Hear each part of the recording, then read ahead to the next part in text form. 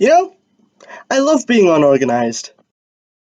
Now you may be wondering why I'm doing this video instead of part 2 to the top 10 villains in gaming. And I would love to give you a good excuse. But I have footage folders on my laptop and I deleted that one by complete accident. Whoops. So instead of part 2 to that video, I will instead be working on a review of... Got to think of a compromise.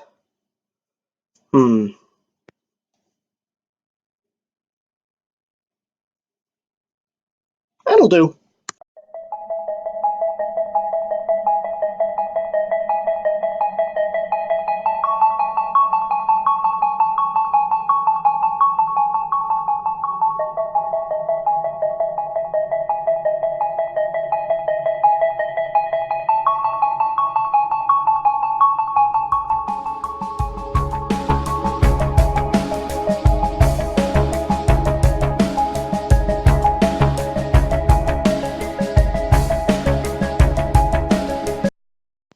Hey, do you remember in my tied highest viewed video on this channel when I said this? I thought you were covering one of my favorite games of all time, Sonic Adventure 2. Well... Damn! Sonic's 10th anniversary was celebrated in 2001 with the release of Sonic Adventure 2 for the Dreamcast and Nintendo GameCube, and was the 4th 3D Sonic title ever to be released. Wait a second. 4th? What the hell came out between them? Who's that coming from? Oh god. Oh god. Make it stop. Make it stop.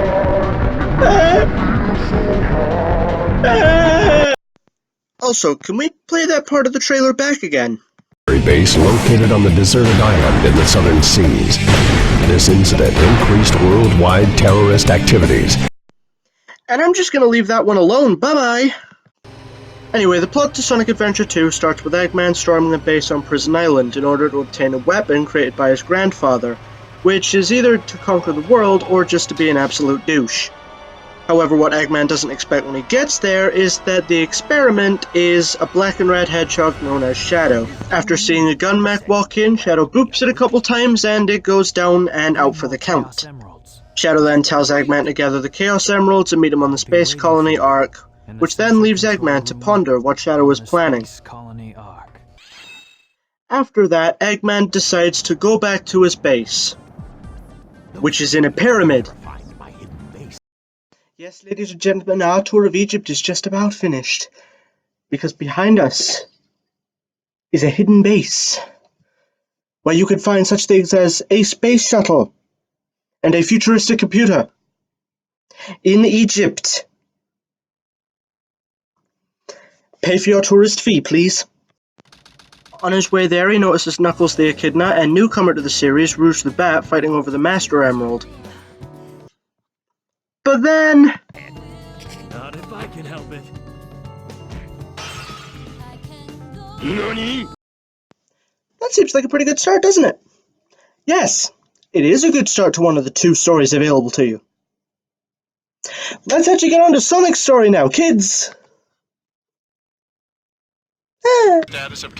So, then we start the hero side of the story, where Sonic has been arrested for reasons that will later be revealed, and he...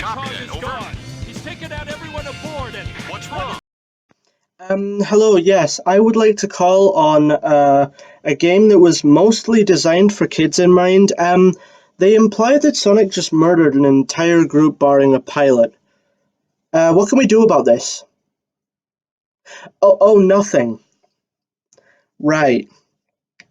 Oh, and I'm taking the line super far out of context. And I stole the joke from Snapcube, who probably stole it from several other people because that joke's so overused. Right. Sonic escapes captivity from Gun, and then using a helicopter door, he then snowboards his way through San Francisco Zone. After this, he then fights a giant gun mech, which of course he beats really quickly because he's Sonic the Hedgehog, and then this happens. The military has mistaken me for the likes of you! One of these things is not like the others. One of these things just doesn't belong. Can you tell me which thing is not like the others before I finish my song? It's okay, by the way, because they also did the same thing in Sonic X. Now, yes, it is just supposed to be a carryover of SA2, but how can the people of the Sonic universe be this dumb?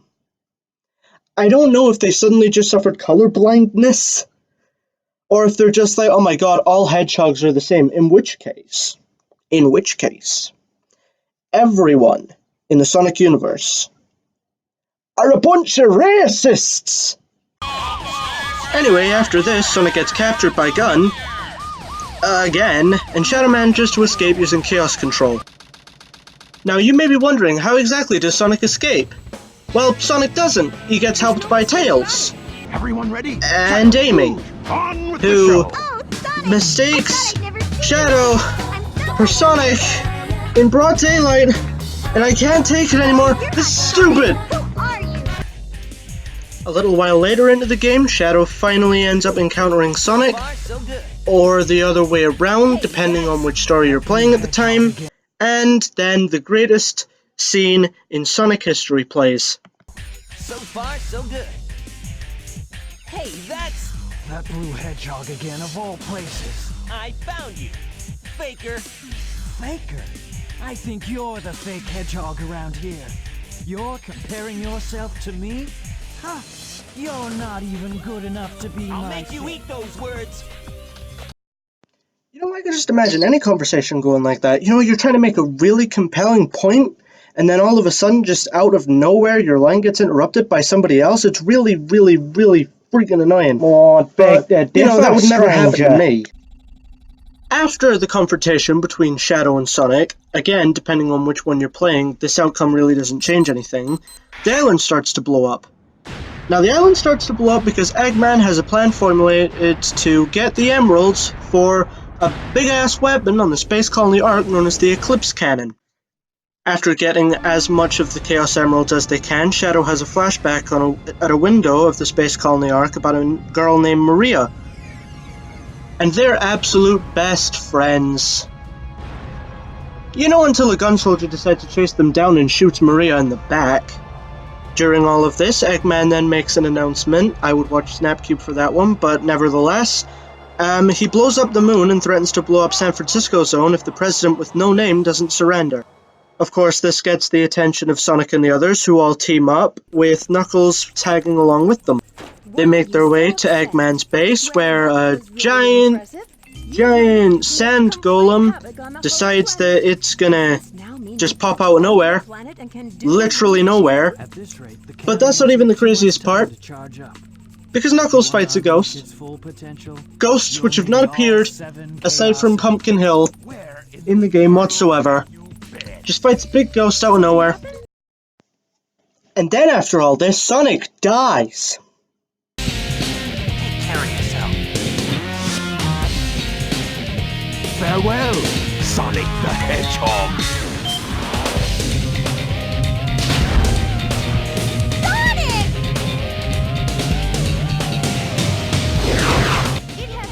Anyway, after that, all they needed to do was fight a giant worm thing in space, and during that time Shadow would sacrifice himself, and basically the game ends with Sonic giving Shadow a sincere sayonara.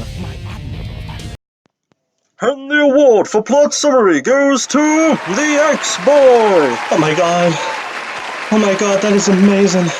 I'd like to thank my mum, my dad, my friends, my family, and everyone who complains to me that I didn't do stories in my videos. Except this video is like 9 minutes long and I haven't even gotten into any form of gameplay at all. But I'll accept it. Now the gameplay to Sonic Adventure 2 is quite simple, although there is something new in this game. When you stand on panels, a bit of text shows up, and then you'll receive an item that allows you to do better in certain feats, such as running faster, being able to break certain types of boxes, and being able to do feats that you couldn't do without unlocking this specific item. really, that's all there is really to talk about SA2. It's just that sort of thing, and... Oh, you! Did you just use Mega Man X footage to talk about the items in SA2? I would never do that, right? Okay, the mechanics are just the same, so I thought maybe making that mistake would be okay, because it still proved my point. You're gonna die again for this. Okay. I see where you're coming from. I get it. I'm just gonna end the video, and then you can deal with me, okay? Anyway, that was my compromised review of Sonic Adventure 2. Now stay tuned, because I may have another video which will not be a compromise. Now I will see you later. And I'm probably gonna have to leave this way though, so X-Boy signing out.